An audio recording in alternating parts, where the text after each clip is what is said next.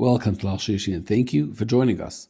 The Malach Elokim are Eilim v'Yeredim Bay. They're going up and down. Dr. Rashi, what does that mean? They're going up and they're going down. What's the Malachim going up? What's this business, Dr. Rashi? That the Malachim who accompanied Yaakov Avinu in Eretz Yisrael, Malachim shalivu ba'aretz, ein Yetzin Chutz La'aretz. They don't go to Eretz Yisrael. These Malachim who were busy taking care of Yaakov Avinu, they were surrounding him in Eretz Yisrael. They wouldn't leave Eretz Yisrael. So once Yaakov was going into Chutz La'aretz, they left him. They were Eilim. They went up. Their job was done because they're not leaving Eretz Yisrael. Why would they? The last Rashi in the parasha. Yaakov Avinu was coming back. Yaakov halachol darkai vayifku bai malach Elokim, and he encountered malachim. V'yomer Yaakov kasher ra'am. When Yaakov saw them, he said, Machan Elokim zeh, and he called the place Machanaim. Zok Rashi. Vayifku bai malach Elokim. The last pasuk in the parasha. Malachim shalot Yisrael bo l'krasai. They came out to greet him and to welcome him, Vayeitzei la'aretz, to accompany him into Eretz Yisrael, to escort him into Eretz Yisrael. Hello? You just told me that Rashi says at the beginning of the parasha that the Malachim of Eretz Yisrael don't leave Eretz Yisrael. And here you're telling me that the Malachim of Eretz Yisrael came out of Eretz Yisrael to accompany him. Do they leave Eretz Yisrael or do they not leave Eretz Yisrael? So I heard from my Rabbi something amazing. He said when Yaakov Avinu was leaving Eretz Yisrael to Chutz La'aretz, for the first time he was going into Chutz La'aretz. So why would they accompany him? When he was coming back to Eretz Yisrael, he was kol kuloi, desire and yearning and longing and anticipation. I want to be in Eretz Yisrael. So he was Eretz Yisrael dik already. They say over from the Baal Shem Tov, that when a person is thinking about something enough, he is there.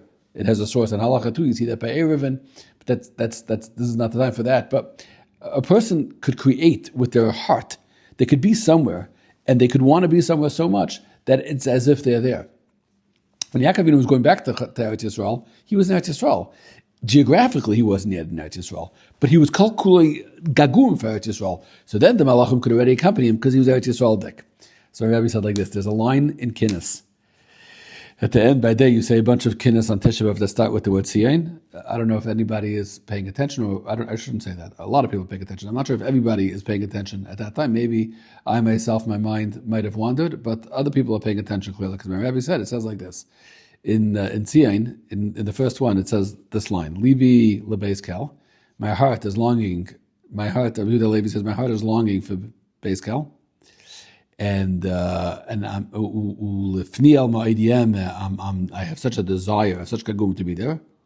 Ulumachanayim, and for the place called Machanayim, v'chol pegei tarayich, and where I can encounter your tahara, your purity, the purity of Eretz Yisrael. So Rabbi said, what's he saying over here? He's saying Machanayim was not in Eretz Yisrael. Beis Kel was in Eretz Yisrael. What he was saying was that just like Machanayim was a place that became Eretz Yisrael because of sheer desire, with gaguim, with ratzon, with yearning, with longing, with wanting to be in Eretz Yisrael, he made a place Eretz Yisrael.